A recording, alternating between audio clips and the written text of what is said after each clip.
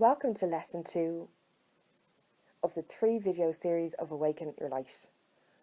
At this point you will have listened to video 1, got a small introduction to what this video series is about, and a chance for you to connect in with whether you're ready to wake up to allow yourself to live your fullest potential. And if you're listening to video 2, you clearly want to connect into that energy, which is fantastic.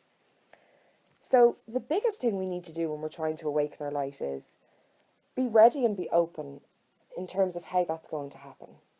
One of the biggest things that I find a frustration for myself personally is that I definitely want to do things. I want to live my potential. Who doesn't?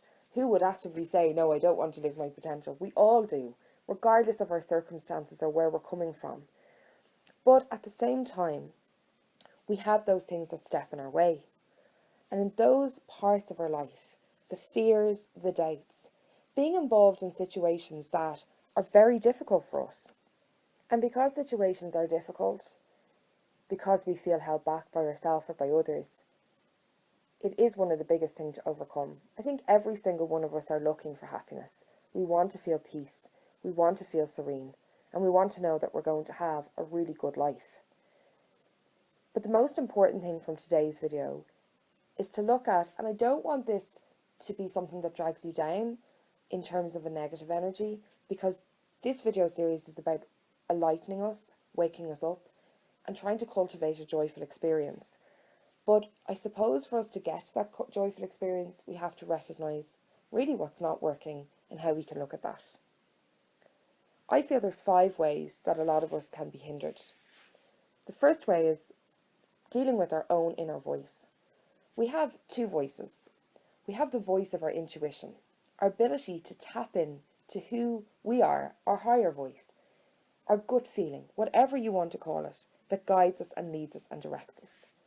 But we also have a second voice, and that's the voice of sabotage or negativity. For you and for me, it's about figuring out which voice is the loudest. How often do you hear your gut feeling tell you something, and yet you ignore it, later to find out that you should have listened to it all along? How often do you hear your gut feeling, but you don't trust yourself, and then you ignore it as well? But how often also are you listening to that voice that's telling you can't do something, you won't do something, you better not, or plays out the worst case scenario of how something is going to turn out? When we're listening to those voices, when we're denying ourselves of what we know to be true for ourselves deep down, we are actually not aligning with ourselves, and that in turn can block us. If you listen to your inner voice, and be very clear on this, I was teaching about this recently.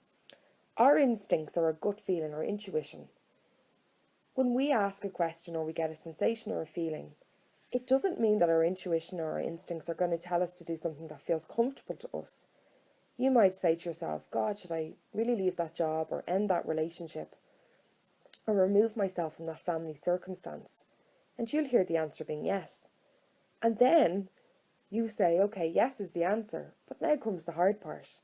So be clear that your instincts aren't always going to tell you what you want to hear in the sense of everything's going to be rosy. But then you know, but if I do listen to that, and if my gut is leading to me that, then maybe I can overcome this, even though it might be a bit difficult in the interim period.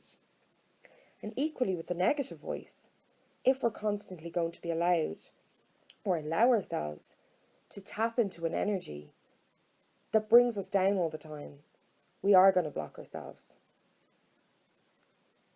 So it's something to think about. Which inner voice are you actually listening to?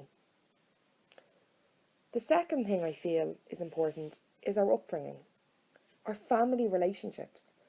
Our family are the foundation for who we are as people. Like I said in video 1, we come in with the purest potential, but how we're brought up, what beliefs and fears and worries and positive attributes and positive frames of mind are put on us, we definitely learn from our family. The biggest challenge for us is to figure out, are these my fears, positive thoughts, worries, great mindsets, or are they of those of my parents or my siblings? How can I overcome negative family relationships that in your present life are still holding you back? How can I align myself to knowing what's right for me and doing what's right for me, but not taking on board how somebody else is or is acting to me. And that again is the hard part. What do you need to do? What is your gut telling you to do? I feel as well with family relationships, good and bad, and like I said, we take stuff on from those. It is important to figure out who we are. And figuring out who we are is to separate ourselves from the family. We all have to detach from our family, not physically detach or emotionally detach, but just detach on a spiritual level and recognise we're all here on a journey, as each one of our family members are as well, but not forget the path and the purpose that your journey represents and how to get yourself there. The next aspect, I think, is actually looking at your romantic relationships. Some people really struggle with romance, struggle in relationships in terms of the partner they're attracting in, also struggle in terms of allowing themselves to be themselves in a romantic relationship. Some people are in romantic relationships and have the best time ever, and then others struggle to meet somebody in their life at all. But one thing, whether you're in a relationship and it's happy, you're in a relationship and it's bad, you keep attracting in the same types of people and they don't last, or you're not attracting in anyone at all, that we are individuals and we are learning something for every single person we've met, or every single feeling we have about not meeting that person. Our individuality is key. And the reason I think romantic relationships can hinder and help our ability to awaken our life is what we learn from them, from the good and from the bad, and how we take that on board and move forward. The next thing I think is following our career path, or following your passion. Career and passion are not the same thing. Are you actually living your life in a career that you're happy with? And if you are, that is wonderful, and it is so fantastic to know that you're doing that. And if you're not, why not? What's standing in your way from allowing you to get to that point? And be very clear, I don't think that we just wake up one day and say, that's what I want to do, and I'm going to go and do it now, and I'm going to wake my light, and it's all going to be easy. I'm very aware of the fact it's not easy. That's the reason I'm doing this video series. So one thing I would get you to think about work is, what makes you tick? What you'd like to do? And even if it takes a few years, how can you move into that? How can you get yourself into a place that you're going to be interested, challenged in a good way, but it ignites something good in you? That when you're working, because we spend a lot of our life working, is it making you feel alive and delighting something in you? The second part of that was your passion. Your passion could be something creative. And this is not about work. You know, if you love to do flower arranging or paint, or to delve into playing the piano, or is your passion to help people? Is your passion animals? One thing that helps us awaken our light is connecting in with what we're passionate about.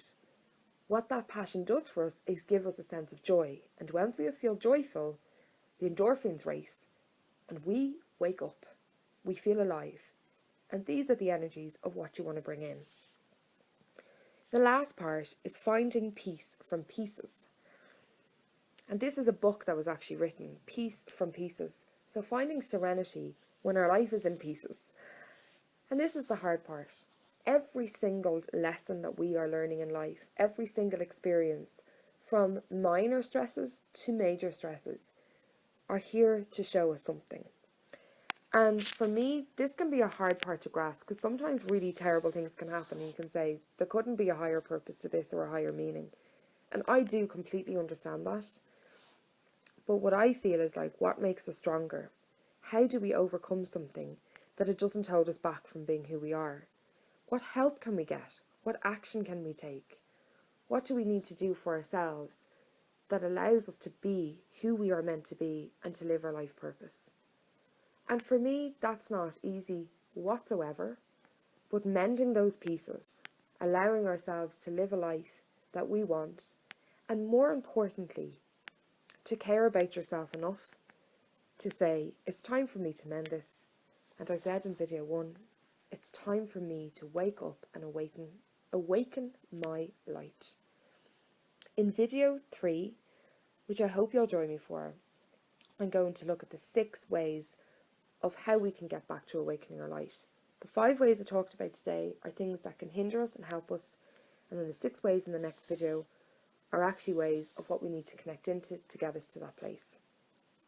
I hope you've enjoyed today's video, and I look forward to seeing you for video 3. Thank you.